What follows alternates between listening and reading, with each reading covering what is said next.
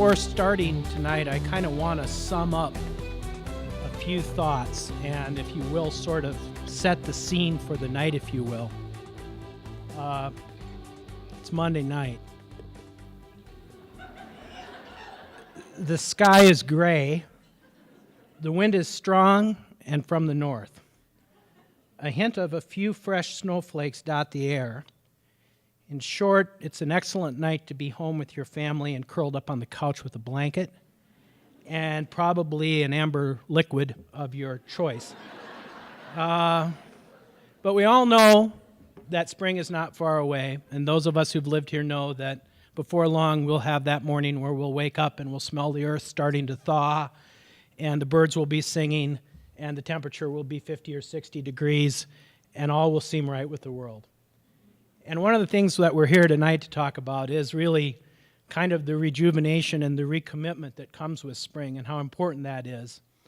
And, you know, we want to thank everybody for coming out, and we know it's mandatory. Please, come on. We know it's mandatory. But it's a hardship, and we appreciate you making the effort to be here. For over 15 years now, Black Hills Surgical Hospital has been able to create a new model of healthcare in our community and in our region and in our country. And we've done it for our patients and we've done it for their families. And it's been possible through the hard work of the people in this room. You're the ones that have made that happen.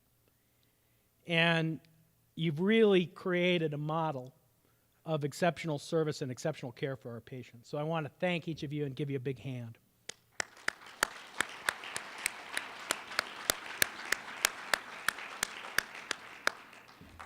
And what has happened at Black Hills Surgical Hospital and now at Black Hills Urgent Care, it didn't occur spontaneously. It required hard work. And it required hard work from you, and it required hard work from our doctors, and it required people who were willing to take the risk to invest the capital and the energy into making it a reality, and that's what it is tonight. And the reason we're here tonight is not just to thank you, although you are clearly entitled to a tremendous amount of thanks in every way. The way we're here tonight is to try to continue the journey and try to request even higher levels of service and even higher levels of care and higher levels of commitment from each and every person in this room. Make no mistake about it, your current levels of performance are stratospheric.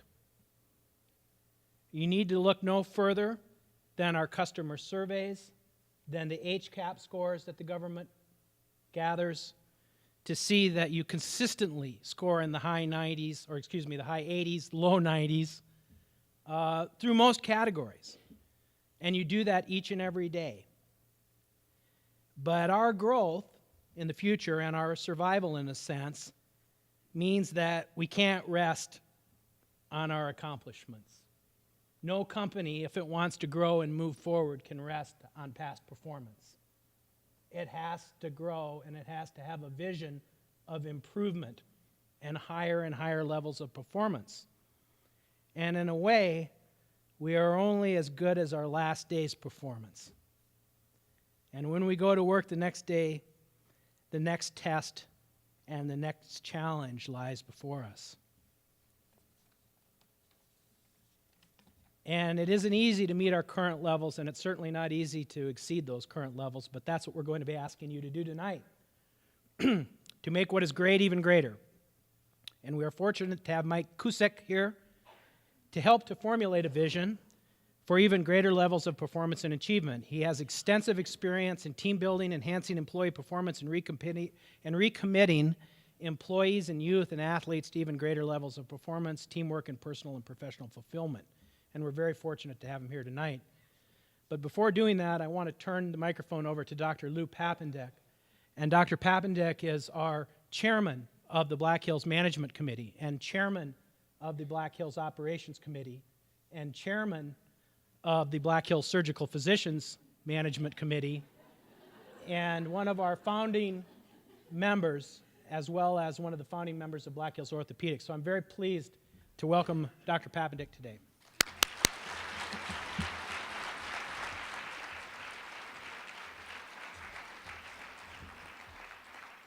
Wow.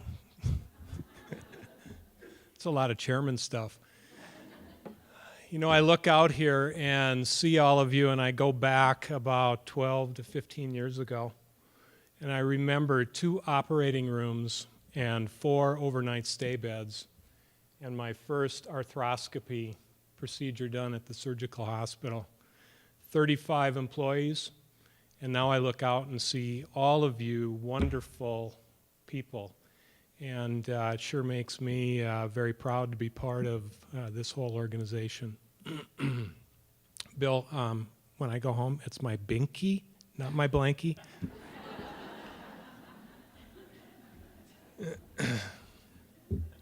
No, thanks.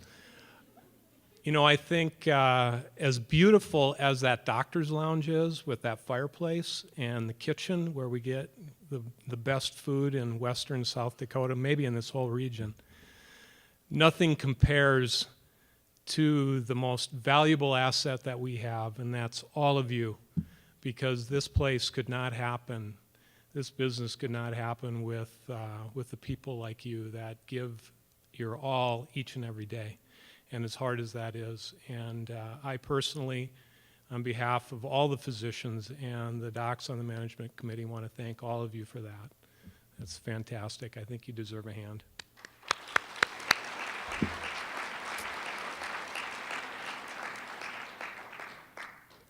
You know, Bill had mentioned what we're striving for, and I think it's all about our preeminence in healthcare, and what we have done is fantastic, and we do want to continue to improve. And so tonight, Mr. Mike Kusiek will hopefully give a presentation that can inspire all of us to continue to improve. So, Mr. Mike Kusiek, thank you.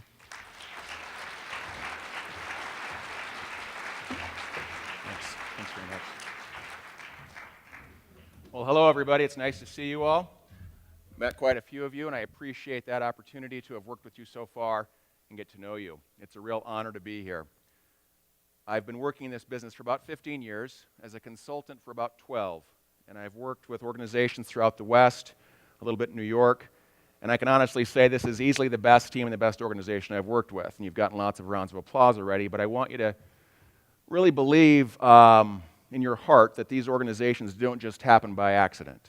Your beautiful building, your facility, the way you work together, your survey scores, they don't happen by accident. They happen because you guys truly are outstanding. And I hope you're proud of where you work. Are you proud of where you work?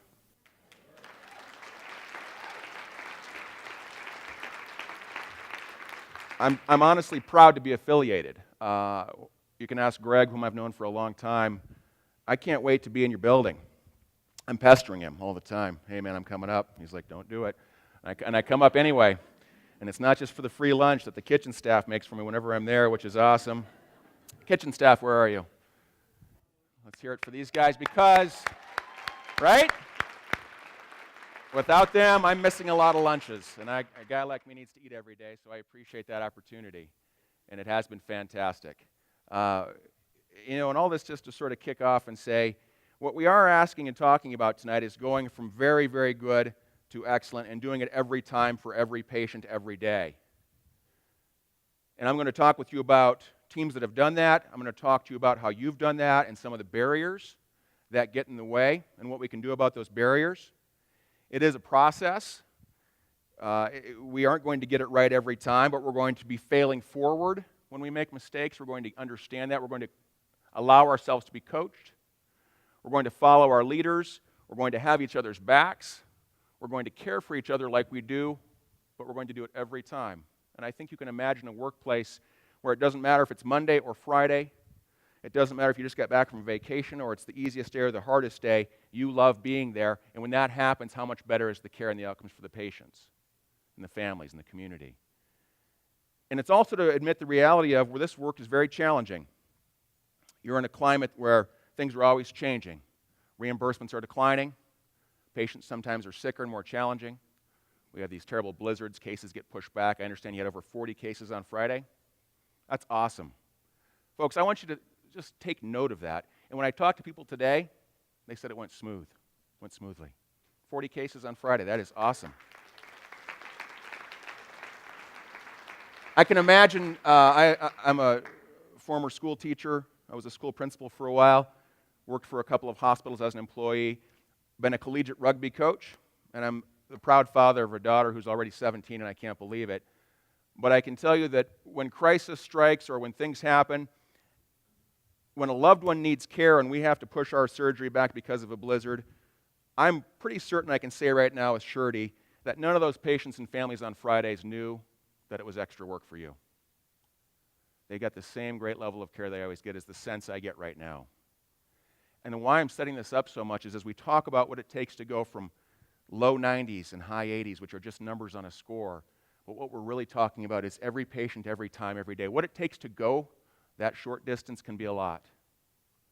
But when we do it together with intentionality, when we truly know we can look across the room or across the organization and know that every single person who wears the badge has your back, cares about you, you can say the same for them.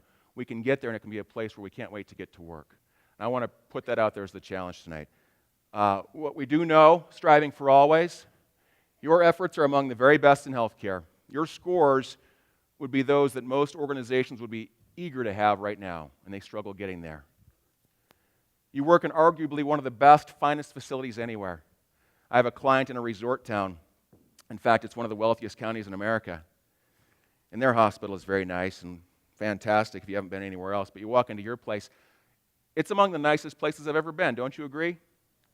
It's amazing, and it's a testament to your owners and your physicians. You know, a physician-owned facility, a for-profit facility, that money is put back into the facility. And that blows me away. That is a hats off to the physician owners. That just says we care about everybody. We want your workplace to be amazing. You know this. You've been there for a number of years, some of you. You know how special it is. Your patients and families brag about their experiences. Now, here's what I know about healthcare. No one's stoked to come in for a total knee, right? You have cases tomorrow, might be a total knee tomorrow. Anyone? Potentially. Is that patient at home right now saying, woohoo, can't wait for that total knee tomorrow? It's going to be a big Tuesday for me. In fact, I wish I could have it Tuesday and Wednesday. Here's what we do to patients. They come in, we take away their clothes, we put them in a gown that's open in the back. I don't know why the old guys always put them on backwards. That's always embarrassing, but we take away their glasses, their hearing aids, sometimes their teeth. Right? That's a good time. Maybe we give them some medicine. Maybe we give them some relaxing medicines. Maybe we put a little tube in places we don't want tubes. Then we cut into them. Take their knee out. Imagine that feels pretty good. Put in the new, I've seen the videos. I can't watch it live. It's too much. I don't know how you guys do it. Hammer away at them, stitch them back up, put them in a recovery room. And what do? Thank you so much. Isn't that mind-blowing? Thanks for all of that. I wish this could happen to everybody that I know. Call the friends over for maybe a game of cards and some coffee. Oh yeah, you got to get one. You don't have a knee problem? Let's fix that right now because you need to have this happen. But if you read the letters, that's what it sounds like. That's what it sounds like. And that blows my mind. And you get letters from people who are from outpatient. You get them at the urgent care at the ACMED. People say thank you. And so what we have is an opportunity to recognize all of these things. And what I want to know too, you know, as a father of a daughter who's only been in the hospital once, thank God, when I come into the hospital with her and she's 3 years old and she has 103 fever and she's tremoring, all I want to know is, do these people really want to be here today? Because they're caring for my kiddo. I want to get that sense right when I walk in. I didn't write a letter that time. I'm really glad she got great care. All of us expect great care when we come in. The what of your job, in other words, the greeting at admissions, the paperwork, the surgery, the recovery, that's taken for granted. If there is an organization that is known for doing the wrong site surgery, that's one of their claims to fame. We get it right half the time. They don't get a lot of business. You want your knee done? We might throw an elbow in for free. They don't get a lot of business. The what we take for granted, the what of the job that we do. Every time I walk into your facility, I'm greeted by name already. I've been there less than Well, Greg would say it's more than 20 times, but I've been there less than probably 10 or 15 times. I'm greeted by name every time. It is fantastic. People know that I have a coffee addiction. They'll say things like, fresh pot of coffee on. And that feels really good. 1 second. I had a meeting today where I said I like coffee. Guess what I got from a person tonight? Bag of coffee beans. They brought it to the event. How awesome is that? Special coffee. Special coffee. You can't find it in Rapid City. I might share. Probably not. But those are the things that make a difference. And so that's what we're talking about, is the how we do what we do. And that's where we get to this point where your scores is as high as they are already, where, in my opinion, as I drive into your parking lot, today there's a plate from Campbell County. They used to be a client of mine in Gillette, Wyoming. They've added on. They've spent tons of money adding on. Their patients drive here in the winter to get their care. I don't know about you, but when I have hospitalization needs, I don't want to be out of town for that. Your parking lot is always full of out-of-state plates, out-of-county plates. It's amazing. And it's a testament to you. It's not the building. The building is just the cherry on top. It's just the sweet spot, right? It's just the extra. And get this, if you didn't do it, you couldn't measure it. You couldn't measure it not being there. You'd still have the same amazing care. But your physician owners care so much that they make the building, that's just the cherry on top. It's that much better than anybody else. What we're talking about is getting to the summit. And I've been working with Craig and Greg pretty closely, and Donna, and we're talking about getting to the summit. So you're close, you know. And it's a challenge, and it's like, well, nobody comes to work to ruin someone else's day, but let's check on that. Anybody this morning getting ready? Was it a personal goal to ruin someone else's day? Show of hands. Because I want to know who it is. I know you're out there. How many of you think someone else might have sometime? Because I'm here to say no one does that. No one does that. We just think they do. I'm going to say this to you, and I mean it. The reason we don't have it always is because right here, I decide what level of my best I'm going to give. And it starts and ends here. And I'm going to talk to you about that in depth. There's going to be a lot of moments where it's fun, we're laughing, but there's going to be a lot of moments where I'm challenging you. This is the map of Mount Everest. If you want to go climb it, I'd recommend you do some training and get acclimatized, get some gear. All this work from base camp to the South Col, that's the brunt of the work. It's the most distance. It's the easiest. They go back and forth. They'll go from base camp to Camp 2, back down to Camp 1, to Camp 3, back down to Camp 1 to acclimatize. They spend a night here, and then they go up to the South Summit. And there's this little distance here where what's called the Hillary Step exists. It's a 40-foot rock climb. Any climbers in the room? People have been climbing before? A 40-foot rock climb isn't that hard unless it's super overhanging and small handholds. This thing rates at about a 5.8, which is usually considered a moderate climb. But it's at about, as you can see, 29,000 feet. Not a lot of oxygen there. So people sometimes get bogged down here at the Hillary Step, and here's what it looks like. These are the climbers. This is the Hillary Step. They've got just a little ways to go. Think of what that view's like on top versus the view right here. And yet, this is where the decision is made. Do we have what it takes to get to the top? Is it safe? Do we have the resources? Do we have the support? Do I trust my leader? The movie and the book Into Thin Air went into great length, into great detail, discussing how these for-profit climbing companies get these clients who really want to push to the top because they're all the way here, for crying out loud. It's just a couple hundred feet. Why can't I stand on top? And the leaders will say, no, we're not going, it's not safe. And they go all the way back down, and there's your $40,000 trip fee. Did you summit Everest? No, we didn't. It was beautiful, but closing this gap is what we're talking about. And the reason we do it, in my mind, and if it's my daughter or your daughter or someone you love or care about, it's easy to see. People deserve the very best every time. And the summit, the views are amazing. They're one of those views that once you get a taste of it, you'll always want it. Climbers I know who've climbed Devil's Tower get to the top, and man, I'm so glad I went through the hard work. The views are amazing. Not a lot of people get to do that. Less than 1% of the Earth's population, certainly. In healthcare, the summit is all that matters for our patients. Never less than our best is enough. How many patients deserve the almost wonderful experience, folks? Let's hear about them, because I know they're out there. They're difficult. We talk about them. This guy, I don't know. Let's just get him in, get him out. What do we got for lunch? There's some leftovers. We could put that out there. Here's my lunch. I got this sandwich. We want him to not come back. We're like, yeah, anybody but this guy. Frequent flyer, maybe. Real friendly fellow. Maybe they've got some fun family members that come along. I was talking to some of your nurse leaders today.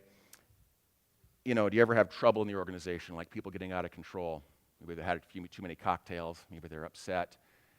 And turns out you don't have it very often, but you can see where it would happen in healthcare. And those are tough people to deal with.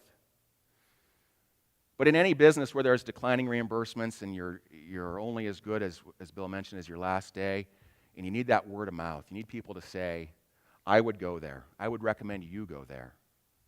That's when it's toughest, when we have a difficult patient, difficult family, when we're understaffed, maybe we're just worn out. It's real, totally real. In basketball, you have people who shoot free throws. And I'm always amazed that there's these professional players making sometimes $15 million a year, and they can't do this. They can't make this shot. Like some of them make it less than 50% of the time, and they're paid millions. The number one players at that particular metric are 91 to 94%. They still miss some of the time. But the best players do this. They see it going in every single time, and that's what I'm talking about. Setting up your day and your shift and your care plan and the way you work in the organization so that you see it going in every single time. And you've seen it go in countless times. I have the letters from your department, your patient relations department, to prove it. I talked with your directors Thursday at Arrowhead. It was a great day for me, hopefully a good day for them. We talked about what's called a dream team shift. This is the shift where you can't wait to get to work. You like everyone you work with. You don't watch the clock. You're glad to help out. You'd stay late if you have to. You guys had this shift? Probably quite a bit where you work. What is it about that shift that's so different for you? Anybody brave enough to share a response? What's so different for you on that shift? 300 people, one of you can't say something? Come on now. Of course, you're in the back. I know you have a loud voice. Let's hear it. What's so different for you? People that you work with appreciate that you stayed. Yes. When your coworkers are polite. What else is different for you? Implicit trust in those that you work with. Camaraderie. Sorry? Commitment. As you're listening to these responses, are there any of these things you guys want to argue with? Yeah, I don't want to be so trustworthy tomorrow. I'm going to let folks know I am not committed to this right up front. Hey, I'm here for the long haul, and I'm only halfway in, just letting you know. You won't be able to count on me today. In fact, don't even ask. I'll jump in when I feel like it. And we talk a lot about what we need from other people, and we're going to get to that.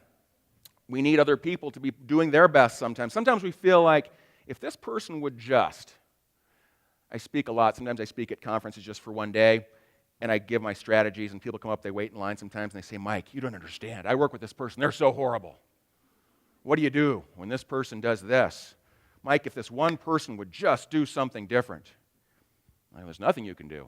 That's that person's business. And I mean that. I don't try to be funny when I say that. What I say is, you can do everything about yourself. And the real difference on that dream team shift, and this is the God's truth, is you are doing your best. You can control 3 things in your life. And I'm as guilty as anyone, but we hardly ever focus on these 3 things. Your action, your attitude, your behavior. I tell smaller groups than this to get out some pen and paper and say, make a list of what stresses you out. When I go around the room, nobody's lists include my action, my attitude, my behavior. They have my coworkers, my spouse, my kids, the traffic, I spilled coffee. Those are real stressors. They are. They are legit. I'm not here to say that life is just sunshine. I get it. I'm a divorced person. Wasn't very good at marriage. Love being a dad, though. That's tough. People have situations that are challenging, real. We have lives. We can either do our best or something less. And when it comes to healthcare, pardon me, I'm going for the coffee again. Just kidding. When it comes to healthcare, we have to decide every day, every shift, every time, every patient, do we give our best or something less? And when we can't, what supports do we have? Who can we count on to help us with that? Our patients always deserve a wonderful experience. And just like the free throws, some people you just can't please. But as I'm talking with your nurse leaders, I'm asking about difficult patients. I'm like, how often does that happen? Not very often. It's just that we remember that. We're a negative and neutral society. And if you've been a director at my meetings, you've heard this story before, but I really want to tell it. I was a 7th grade math teacher. It was my first professional job, and I was fresh out of school, and I had a mentor in my life named Perry Pissarro. Some of you might have known him when he lived here. He moved on to be the director of special ed for Orange County Schools in California. And while he was here, we were doing some research on how to work with youth at risk, kids who are always getting in trouble. I found a special place in my heart for kids who are always getting in trouble. Probably because I was one of those kids, but you know, and you need to connect where you connect. That's the thing. Find your sweet spot. Show up every day and perform that sweet spot. And Perry said, Mike, what you want to do is develop a relationship with your parents of your children first. Build trust. Someone said it in the room. You have to have, and I love that he said implicit trust. That is not just how some people start. You have to earn it from some people. Some people start with a tank full, some start with it empty, some halfway. So I'm calling parents, and I'm new and naive and young, and I'm calling up my parents, and I get a hold of Mrs. Smith, who works at a bank. And I say, Mrs. Smith, this is Mike Kusiek. I'm your son's math teacher. What did she say? What did he do now? That kid. You know, and I've told this story countless times. That's what every group says, because we're conditioned that way. I want you to remember, we're conditioned in our society from a very young age to be hearing negative and neutral things. Mrs. Smith, he didn't do anything wrong. I wanted to call to let you know I appreciate having Johnny in class. Every time he has a question, he raises his hand, and not very many junior high boys do that, even if the question doesn't pertain to what we're doing. That is a true story. Here's an example. I'm teaching, let's just say, quadratic equation, which is a lot of fun, by the way. If you haven't taken it up, I would consider getting into it. It's the FOIL method, folks. So I'm teaching. Hands up. Johnny, what's up? Mr. Kusiek, the sprinklers came on. Awesome. Good to know. And I said, Mrs. Smith, I just really love having him in class for that reason. And this is where, you know, the learning happened. There's a pause on the phone, and she is crying. And I get chills every time I tell the story. And she says through her tears, I've never had a positive phone call from the school about my son, and I know he's a good boy. And it dawned on me when I was 23 years old that it's a difference maker to appreciate people and to catch them doing something right. And when I was approached by your leadership to help with this project, number one, I couldn't have been more excited because the content you are taking on, in my experience, which I think is somewhat extensive, I really get into the research, this is the best content there is. There's nothing better, there's no better way to shape a healthcare organization than through the materials and practices and processes they want to bring in to Black Hills Surgical. And I just learned that you have to focus on the strengths and the positives. It makes a difference. And that's how we get to this point, where when we're having a hard day, we know each other's strengths. And for free, we can go to someone and we can say, tell me your name. Front row gets picked on, just so you know. Tori, I'm so glad you're on the team. When I see you at work, it brings a smile to my face, makes me proud to wear the badge because you take care of our patients and families in a way that I wish I could. What do you do for the organization? Oh, you're that, Tori. Never mind. That was a good one, wasn't it, Tori? I thought of it just like that, too. It wasn't even in the notes, I promise. So that's a hard job. I've heard scheduling. In fact, one person said, this is the job you want least in the organization, is scheduling. Is she awesome at it? Right? Of course, she's shaking her head because we're not used to getting praise. We have to make that the new normal. And you can. You can, for free, start tomorrow, anybody who's so inclined and can be authentic with it, go to your coworkers and to your bosses and to their bosses and say, I am glad you work here. It makes me feel proud to work here. That will change the environment. And how many more days like this will you have? Get this, we spend 60% of our waking hours at work. There's an exciting point. This message is all about the positive, folks. We better love those hours. And we can. You guys work in an awesome field in an awesome organization. There's no better mission than healthcare. You save lives, you make a difference. Whether you are providing direct care or you're supporting those who do. At that greeting desk, how clean your organization is, how good your food is, from an outsider like me not getting care, it's radically better than anybody else. And it feels great. I don't come for the free lunch just for the joke. It's always delicious. That bread pudding the other day, I didn't even heat it up. I'm just like a Wolverine. Caramel sauce. I'm like, I'll save that for later. That'll harden up in the beard and that'll be tasty. The summit is all that matters for each other. When we give our best, our workplace is significantly more efficient and effective. Think of that dream team shift. If you studied it, you would find out you're getting a lot more done every day when you're playing nice together. You don't even realize how much you're getting done. When you're maxed out and stressed, oh, I can't do one more thing. And that's real, folks. I'm not here to say hating Mondays, stressed out at work isn't real. It is. I've been working with your leaders now for about a month, and I've been coaching your leaders and saying, look, create the environment where, yes, it's real, but let's get more of the good together. That's what this is all about. And when you see what we're asking folks to do, it's just like we talked about before. It's inarguable. No one's going to say, oh, geez, they want us to be awesome all the time. Forget that. It's going to be like, yeah, that makes sense. Give me the tools and support to do it. Show me it's real. Isn't that where we are? Like when you go to work, don't you want it to be an awesome shift? And there are real things that get in the way. We will miss free throws. We will have patients who aren't stoked about us sometimes. We'll just have a lot fewer of them. Okay, so it's super challenging. So, you're at, let's just say for a composite score, you're 84. Let's say you want to be at 94. It's tough when you're already doing a really awesome job to get better. When I was a school teacher, another story of how things work with kids, which, by the way, that's how people become adults, I hear. You start out as a kid.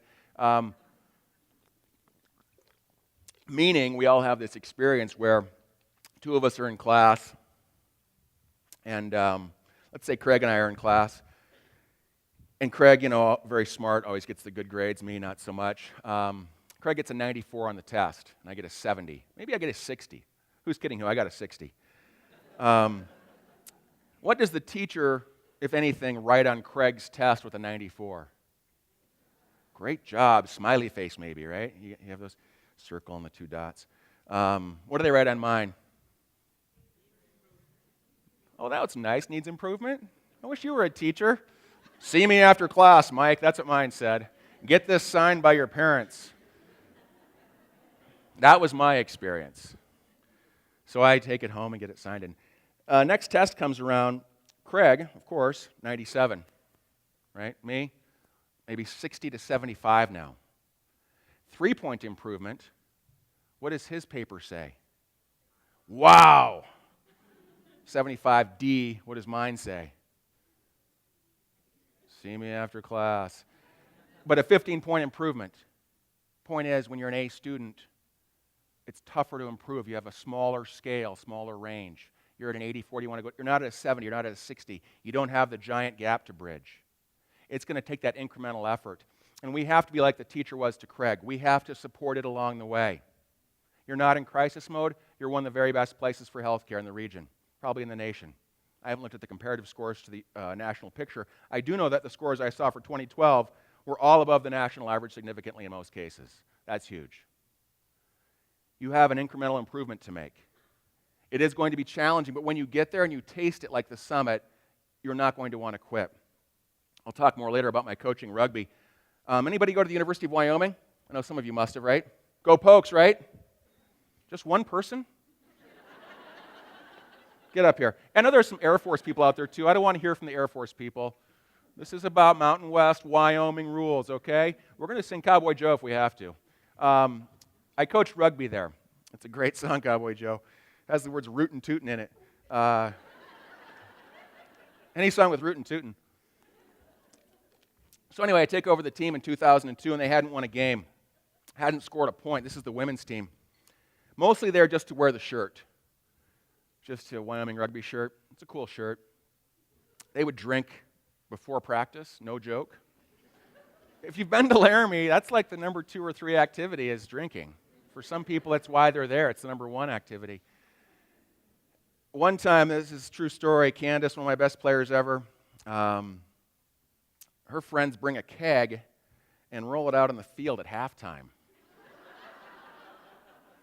Yeah, we're the laughing stock for a reason. We deserve that. Yeah, okay, you got us. So we set the tone that, the athletes on the team wanted to be no longer the laughing stock. They wanted to be awesome. That's why they're going out, and rugby practice is hard. Sprinting, getting tackled. They wanted to win. They were used to winning.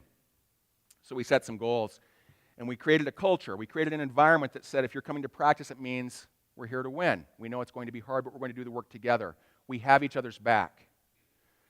We created a slogan for the team after a number of years that was battle together to the end. It's 80 minutes. There's no timeouts. You get a halftime of about 10 minutes. If you come out of the game, you can't go back in. So you're really motivated to stay in because you love the game. And it's a great game. After a few years, we started winning some games, started getting some attention that we were no longer the team you looked forward to playing. That's something. I call that success. Finally, we made the Western Regional Playoffs, and in 2008 and 2009, we had a team comprised of seniors who worked their butts off over the years. We were ranked number 4 in the country. It was so cool. Those seniors couldn't have been happier. We made the national playoffs, went to the Sweet 16 in Florida. The girls were interviewed by the national media, magazines. Their hometown papers were covering it. You had one from Rapid City who made All-American. We had 2 All-Americans on the team. Out of 11 or 12,000 collegiate rugby players, they picked 33 out of all the colleges, and Wyoming had 2. It was awesome. It was so cool. The Journal covered one of the players from my team. Her dad lived here. Her mother lived in Denver. That's where she was from. In those moments when you get there, you're like, yeah, this was worth it, making that culture change, making those improvements. In 2006, I coached the West Collegiate All-Stars, which is all the colleges in the Western United States other than California, Arizona, Nevada. And then we play against the other territories in the country. And we had lost to the Midwest like 3 years in a row. And we were sometimes finishing 6th and 7th place, sometimes finishing in 3rd place. We won the national championship in 2006, and here's the thing I want to take away. When we were playing the Midwest in that game, and it was back and forth and brutal, it took place in Boulder, Colorado. We were down. We have about 15 minutes to go, and the leaders just said, girls, and they looked each other in the eyes. We're not quitting. We're not giving up. We're going to be stronger, fitter, better, faster. They got that commitment, and they won the game. USA gold medal, national championship, all the attention. They longed after it. Just getting to be an all-star would be enough for most people, but not champions. And that's what I see you guys as. You're already above an all-star. Your scores are amazing. The building, the facility is the best there is. Your owners care more than any group I've ever met.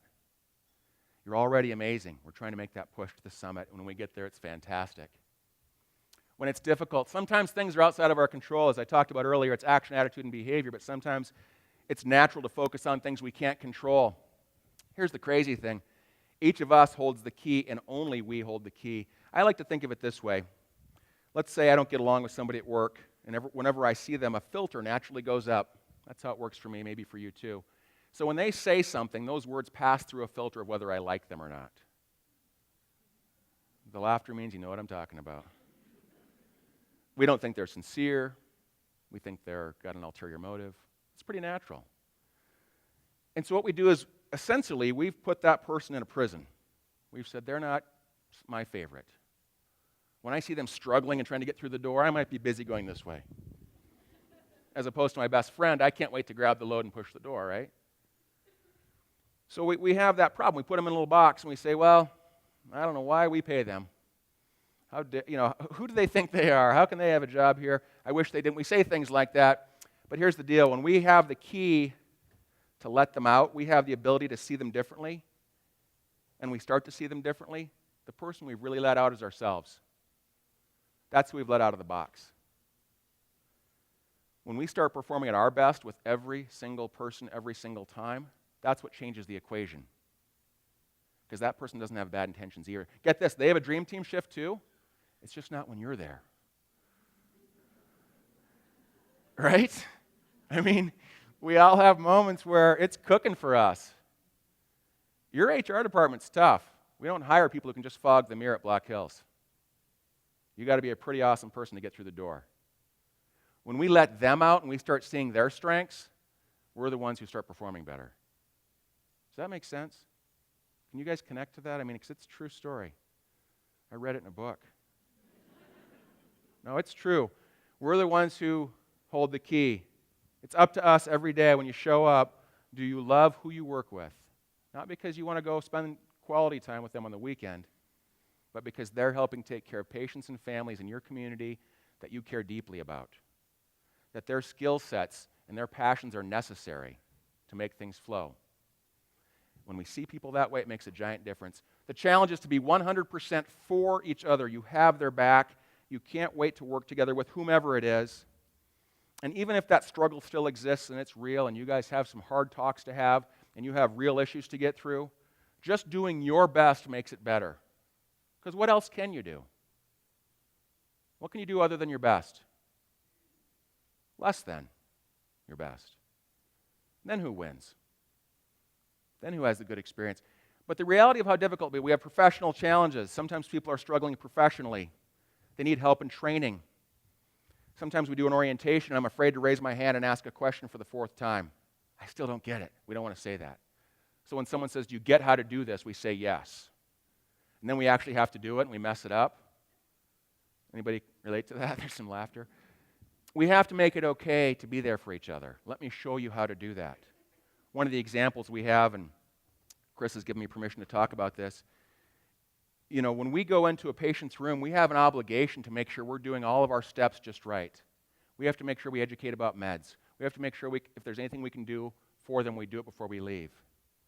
But if I'm really busy and I don't get those steps done, here's Chris's idea that I think is so awesome. The next person in asks if it was done and just says if it wasn't, oh, let me do that for you. We don't say, oh, so-and-so was supposed to. Oh, let me do that for you. We hold our colleague in high esteem. We presume they had the very best intentions. How many of you have never messed up before? Good to know. That's who we go to. We need one in every organization. We have to be gracious with each other. That's how we get through these challenges. Other people sometimes, man, that's the tough one. Other people, but you hold the key. All right, another story. People see this picture? What do we have here? What boat is this? Anybody know? The Wizard from what show? Some of you watch Deadliest Catch. Good. My picture wasn't wasted. I don't happen to watch it, but I do know about it. I have seen it. Why is it a popular show? Sorry? People die. That's why we watch car racing. There might be a wreck. People die. I like shows where people die. It's my favorite genre. Real-life cop shows and Deadliest Catch. Why else do we watch Deadliest Catch? People do die. Challenging. Do you watch the show? Yeah, it's pretty exciting, I guess. Years ago, a writer for Reader's Digest, before this was ever a program, and some of you may have read this story, he wanted to profile what it's like to work on these, they're crab fishing, aren't they? Crab fishing boats. So he's actually up at the dock, pre-season. He's saying, hey, here's who I am. I'm Mike. I work for Reader's Digest. I really want to do a story on what this lifestyle is like. And everybody's just saying, no way. Forget it. It's not going to happen. He doesn't give up. He keeps going boat to boat. As they're about to head out, this captain, and I'm retelling this the best I can, you know what? We had a guy who couldn't make it. He's not going to make it up this week. We do need an extra person to work. You can join us if you do the work. But let me tell you, people die. It's dangerous. It's miserable. Do you have any experience on ocean-going vessels? Or do Do you know if you get seasick? No, but I'm sure I'll be okay. Looks like it. Yeah, it looks pretty comfortable. Yeah, you'll be fine. So he says okay, and the captain says okay. Now, I don't, I've seen people in that show. They aren't the friendliest bunch, are they? And so that's who he's working with. He's this reporter, and I never saw a picture, but I imagine that he maybe didn't look like them. Certainly didn't have the experience. And this is going to be like a 15 to 20-day outing. I guess that's how long the outings are. And you work when there's work, and you sleep when you can. So he's idealistic. His motive is to get a story written, and he'll do what he has to do. Good commitment. About day 3 out of 15 to 20. Seasick, vomiting all the time. Super injured, no sleep, soggy, can't get the chill off. Even the waterproof clothing somehow is soaked. Hating it, just hating it. And when he sleeps, it's for just little bits of time. And then a bell rings and it's time to go to work. His coworkers in his mind hate him. Like, who is this fool? Who let him on the boat? He's making our life miserable. It's harder for me to do my job with this person here. That's the sense he has. And he's on this boat where he might die. He's not in a good place. Day 3, day 4, he's sleeping. Maybe it's 3 in the morning. Maybe he had just gotten to bed. It's something like that. And he's soaked. Bell rings. Everybody out of their bunks, wet clothes. He's going to stay in bed. He's like, I can't do it. Well, these big gruff guys, no, you're not. Get him in his clothes, out on the deck. He falls in a heap on the deck of the boat in this rainstorm or whatever it is, whatever this is. I don't know if it's a rainstorm. Maybe this is the rainstorm. He falls in a heap, and this is true, at 3 in the morning, deck of the boat. This is what he wrote, and he's just sobbing. Just, that sob where your whole body cries? The whole body dry heave cry is what he's doing. Like Elaine's dance on Seinfeld. Some of you have seen that. He's doing that, but in this position. You know what I'm talking about? You know the move. The captain notices this, and he's just thinking, who cares? My life's over. Rings the bell again. Every single fisher person, I think they were all men, but I don't know, stops what they're doing, picks this guy up, and they hug him for like 20 seconds. Then they go back to work. And he writes, I knew I could do it then.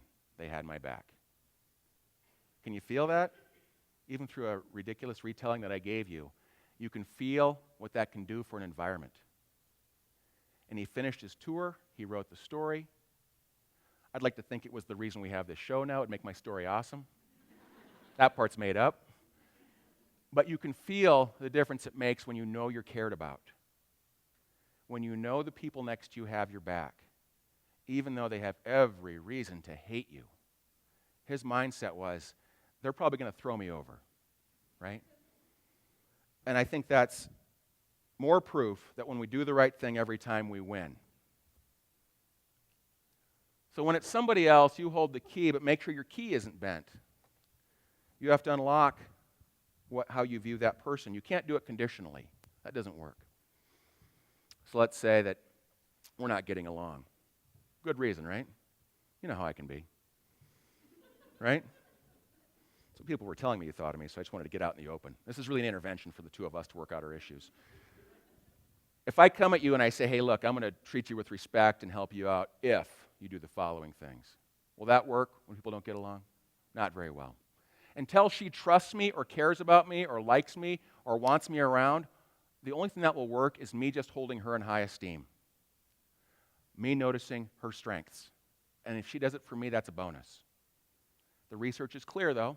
We don't need to be rocket scientists to figure this out. If I put conditions on it, or I try an approach that is selfish, or is only about serving me, that will be determined right away. It's like when you go to a restaurant. This is what and now that I've been in this business, I can't ever go out to a restaurant without complaining, because I'm like, look, there's an opportunity for them to get better. Yeah, I'm a lot of fun on a dinner date. People are like, oh, that's neat. He's a neat guy. But I'll say, can I have some more water, please? And I'm always thirsty. You're not my section. I'll tell your server. I hate that. And so what I've learned about environments like that is they don't have each other's back. Even if it's a policy for whatever reason to not fill up customers' water, I don't know, maybe. Maybe they've got a reason for that.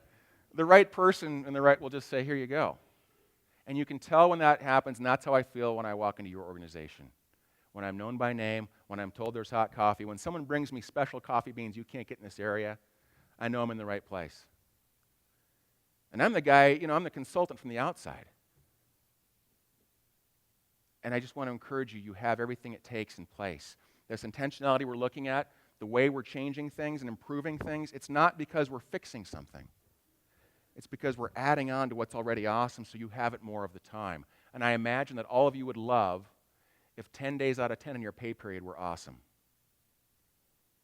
And you look forward to every Monday almost as much as you look forward to every Friday, which I've told all the leaders. That's a good litmus test for an organization. Walk in on a Monday and ask people how they're doing. Oh, it's Monday. Hate it around here. That's when the good care happens, by the way. If you're ever going to be a patient in a different town, schedule your elective procedure towards the end of the week. People are happier. I made that up. All right. Here's what you can do. You can create the environment where everyone wins, and you win. It's not about what do I have to do, what extra work do I have to do. It's really saying you're already doing it a certain way. You're already doing your best by your definition a certain way, to a certain degree every day, with different people. Make it normal that it's your best and awesome every time, and you're going to be coached and built as a team to do that across the divisions, across the departments. We want the handoff to be, this is Craig. He's going to help you out. He's one of our very best PACU nurses. You're so lucky to be in his care, and maybe you already do that. I'm spending some time with different departments this week, but those are the kinds of things that let the patient know you're in the right place, because every handoff is. This is Mike. He made your lunch today. Mostly he eats lunch here, but he made your lunch today. And he is really good in the kitchen. You're going to love the food. And we hand it off that way. We connect the dots for people. You'll model, if you choose to, that it's always possible to be the very best, even when you're having a bad day, because we're compassionate people. Service studies show that customers of restaurants report an overall better experience when the manager or the staff had to fix something and did, than if nothing had gone wrong in the first place. Isn't that crazy?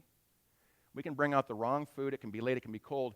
But if I go to the extra effort to fix it right for you, I say it's a better experience than if nothing went wrong. And I believe the reason for that is we expect everything to go right, especially in healthcare. But when we go the extra step and we admit that we're human, and sometimes we make a mistake, we don't blame anybody. Oh, you weren't told about that yet? Let me take care of that for you. We don't say, oh, Susie was supposed to. Let me go get your nurse and find out what the H went wrong. You'll make it easier for others to do so when you hit it out of the park every day. All right. Rugby, youth at risk, and being a dad. It's a big part of my life for the last 15 years, 17 years. My daughter's 17. It blows me away. So no goal is impossible if you stay focused and work hard. Again, in rugby, when the team didn't score any points, like literally 0 points, like it'd be 70-0. One time, where's my person from the academy? Where are you? Help me. There you are. Thank you. Loves the academy. So proud of the academy. They did come up and beat us 100-0 one time. That was my shining moment as a coach. A triple-digit loss is always sweet. When you're asked if it ever happened, you can say, yes, I was beaten by 100 one time. Because you get points come in increments of 5 or 2 or 3. It's not like you got to score a bunch to get 100. Essentially, you touch the ball, you score. To go from that to being ranked number 4 in the country, super awesome. I mean, I can't tell you how good it felt. I can taste the feelings, and I know if I were ever to be able to coach a team again, if we had commitment from the players and the leaders, we could get there again. Laramie, Wyoming, you have to want to be there. We don't get college kids like, oh man, Laramie, they've got some awesome shopping. We have one shoe store. This is for you gals out there. Our clothing, Maurice's, that's it. So you're not going there for the shopping, okay? It's windy and cold at 7,200 feet. It's like 40 below regularly. So our athlete selection pool isn't like they have at the University of New Mexico or Cal or Penn State. So for us to be number 4 out of Laramie, like we'd go play at Stanford, and they had a full stadium just for rugby. Locker rooms, video room, paid coaching staff, the whole bit. I wrote some letters. Still didn't work out. Our facilities included a field we shared with Ultimate Frisbee and a shed. When we had to use the bathroom, we had to knock on the door of Sigma Chi. If you've been to Frat Row, they love that at 7 on a weekend morning, because they're always up at 7, the fraternity guys.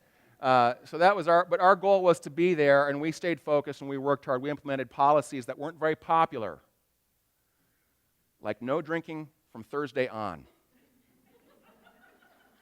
That wasn't meant to be funny, by the way.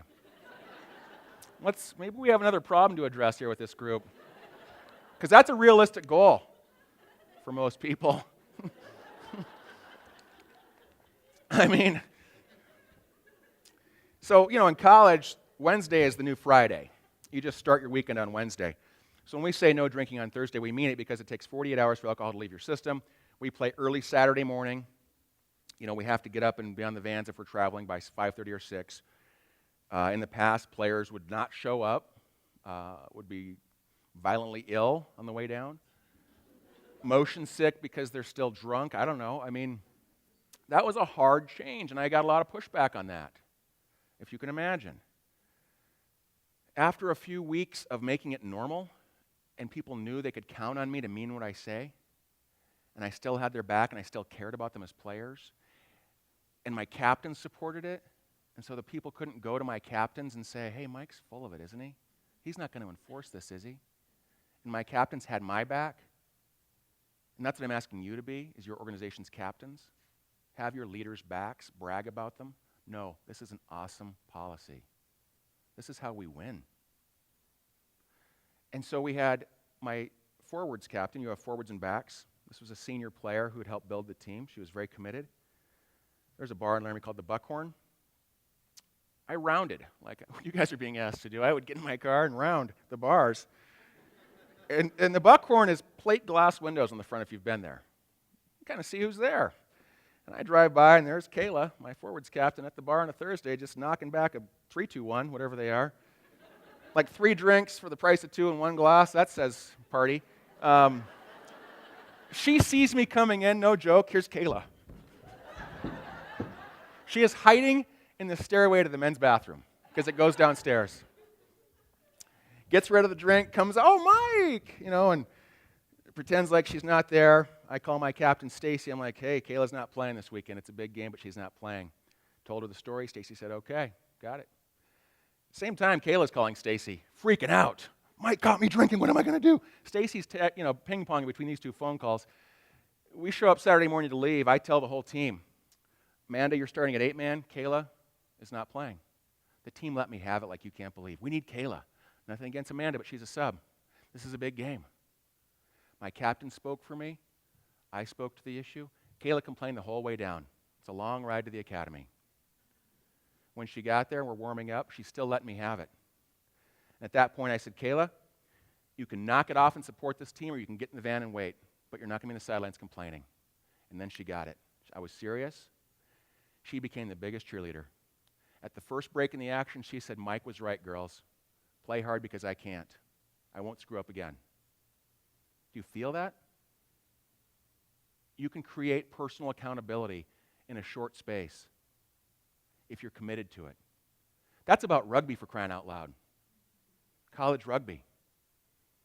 We're saving lives and making a difference. It's never okay to not commit to excellence, is it? I know it's going to happen. But when you have each other's backs and support each other, it's going to happen a lot less. The stretch goals are the best. For us, our first year in the playoffs, we went to Dallas, the Western Regionals. And so I told you who's in the West, all the schools I coached in the All-Star team. In college rugby, you're not really well funded. Maybe you get like 7 fans. And they don't pay anything. And they're just people who walked out of their frat house eating cold pizza to see what's going on. We had a small budget, is what I'm saying. And so we had to fly to Dallas. Hey, Dallas, that's cool, trip to Dallas. Playoffs. It's like $30,000 to take the team to Dallas. That's a lot of bake sales. We did this thing called Rent-A-Rugger, where they would go and volunteer to clean people's houses, rake, mow, whatever, in order to say, hey, if you want, you can pay me. And people were super generous. We raised the money. All the way to Dallas, Who do we play in the first round? CU, a team we play 5 times a year. Both of us flew to Dallas to play each other. That was awesome. Since we didn't win that game, the next game we get to play CSU, who we also play 5 times a year, who lost their first round game. So we spent $30,000 to play two teams we played 5 or 6 times. That wasn't enough for us. That wasn't a great experience. Making the playoffs was cool. From Wyoming, a team that's terrible, historically. When we made the national playoffs and we were ranked number 4 in the country, that's the stretch goal that's cool. We had to convince everybody on the team it's totally possible. If you find the article in the paper, the girl's name was Lindsay Haggerty.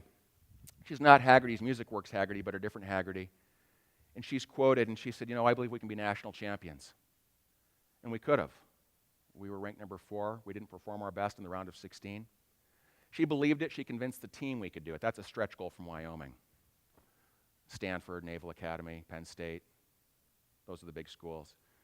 So that's when I got a taste of it. Yeah, the stretch goals are the best. Don't just settle. Don't just settle for being very good. Be excellent every time. It's so much better. You get the first taste, it's all you want. And you find out in a hurry, you'll care for everybody who's working with you because they battle with you to the end. How many people worked through the storm?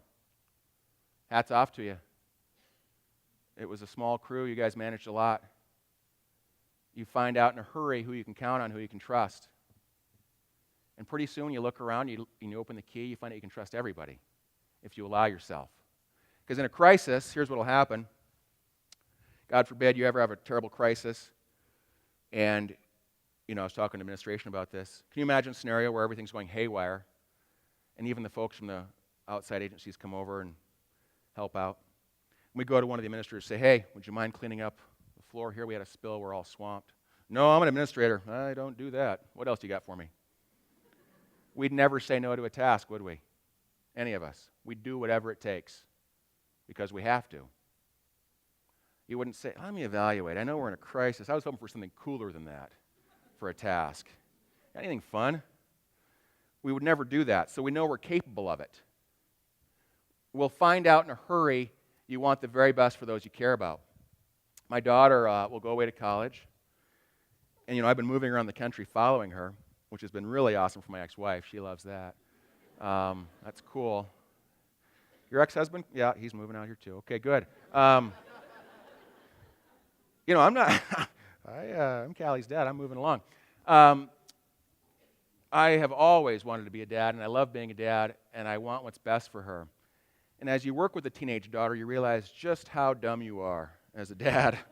How many ways you can stick your foot in it. There's ways that surprise you every day. It's a good learning experience. But as we talk about what's very best for Callie, and I should know this, I should know better. I used to say, well, coaching college guys and girls, it's like practice from when my daughter gets to be that age. Still don't get it, And I need to find out what she wants. Because what I want for her, I'm not her. And you guys are parents, you know this. You want what's best for those you care about. And I somehow still mess it up.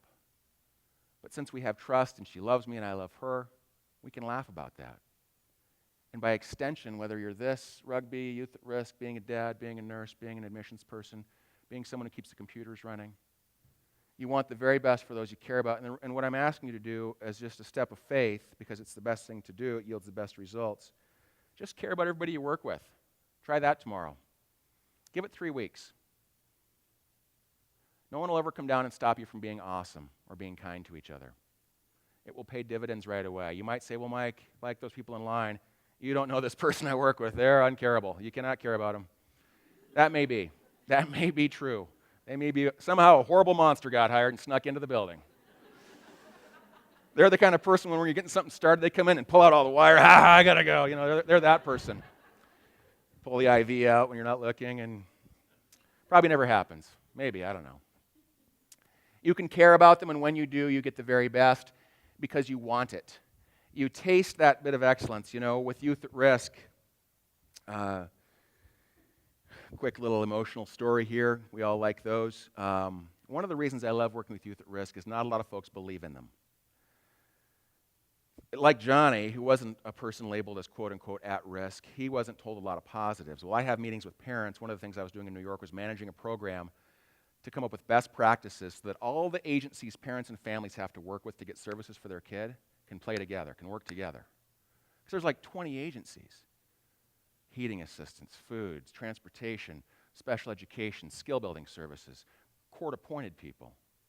I mean, there's countless times you have to sign confidentiality and tell your story. It's dreadful for these parents and these kids. And our program was a strengths-based program. It's called High Fidelity Wraparound. It's the best there is, in my opinion. It's all strengths-based. And you go around the room and you ask everybody who works with Johnny, what are his strengths? And nobody can come up with any. It's heartbreaking. The moms and dads, if they had moms and dads, would say, we have never been asked that. We don't even think about that with our son. How do we get through the day? How do we not get a call from the school that the cops are coming? And you find out when you taste it and you introduce people to know Johnny has strengths and you focus on those, Johnny starts performing. Mom and dad start believing. Maybe there's one teacher who always saw it. We see them differently. And the reason I talk about those extreme situations is not to say, oh, geez, it's so rough out there, but we don't have that situation where we work.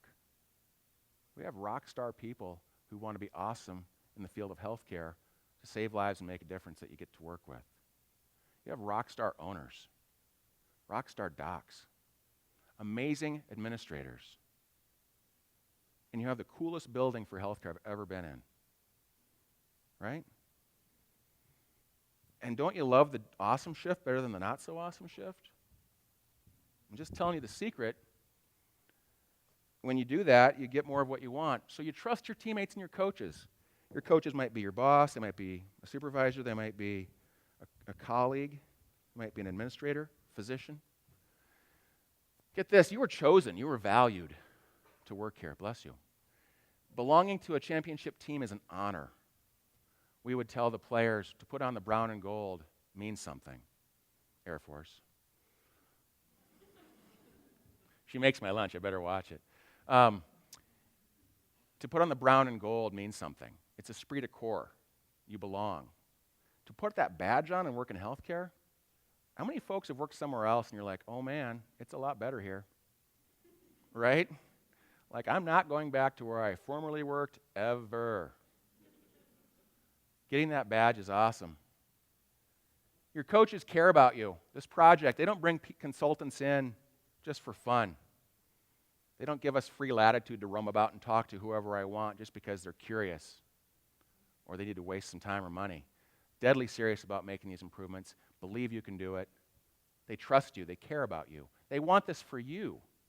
So you love your jobs and never want to leave. Turnover is no fun and it's expensive. We don't want to go through it if we don't have to. We want to keep the awesome team we have. We win together. And always, whether you're a patient, a family member, an employee, a physician, always is significantly better than most of the time. So if you can report that I always like going to work. That's when we get the scores, you're always the best care provider. And it's not just about the scores. I'll tell you what I believe, and most of this comes from Quint Studer. Those scores become an outcome of your culture. They don't become a goal anymore. They just happen as a byproduct. When you're crushing it and being awesome, those scores are a natural byproduct.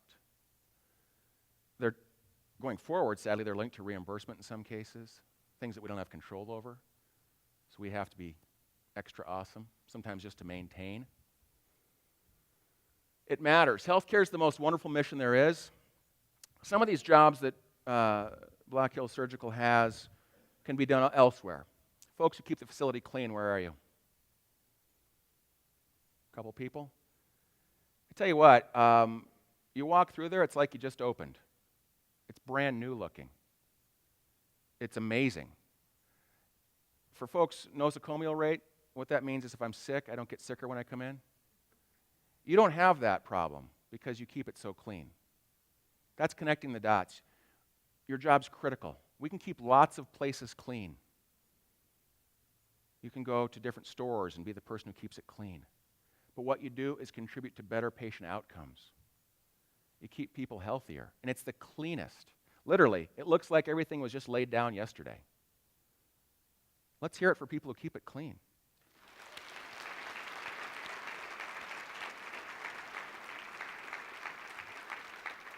And if you mean that, make sure you tell people you appreciate them. Think of ways to tell people you appreciate all that they do, and it should be easy.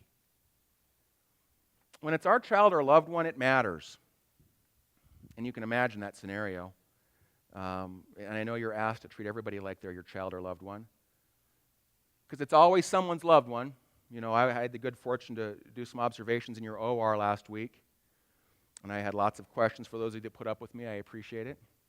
I know it wasn't easy to listen to my machine gun questions about things, but we know there's patients who have family waiting or loved ones waiting. They have anxiety too, just like the person who's not stoked about the total knee. The loved one's not stoked about what they have to put up with the total knee having just been done. They're going to have a lot of needs that I don't want to fill. Maybe they're worried. You know, I sit in your lobby sometimes, which is just, I could fall asleep. I could just hang out there. It's so nice. But I hear the loved one's concerns, and they're very focused, and they want to get the details. We can go a long way towards putting them at ease. And the letters I read a letter today. A mother had her son in for a procedure, and she literally thanked every single step of the way. And what that tells me is there's no missing pieces. From admissions to discharge to the follow-up phone call to the care, the food, how clean it was. She thanked every step of the way. That's so awesome. You just don't see that very often. Again, each of you holds the key and are deeply thanked for your excellence. When I was listening to your CEO and Dr. Papendick speak, I believe those words 100%. Every meeting I'm in, that's all I hear. How proud they are, how pleased they are to be associated with you, how lucky they are. Take any questions that you have. I want to make sure Greg gets a few minutes to say some things. I know you like hearing from Greg. Who likes hearing from Greg? Show of hands. No, really, seriously. Not all of you can. Let me ask it this way. Who doesn't like hearing from Greg? Let's see those people. Okay, good. I want to set them up for success. Listen, I'm going to be hanging out at your place from time to time. If you have questions or comments or suggestions, I'm going to be available for whatever you need, and I'll try to be helpful. It's my intention to do that. It's my intention to see this through. I'm only successful if this is successful. I'm entirely invested in helping, and if I can, I will. Greg's got some details on some items for you. I think he's handing out some special prizes. No, I'm kidding about that, but thank you very much for your time. It was a pleasure.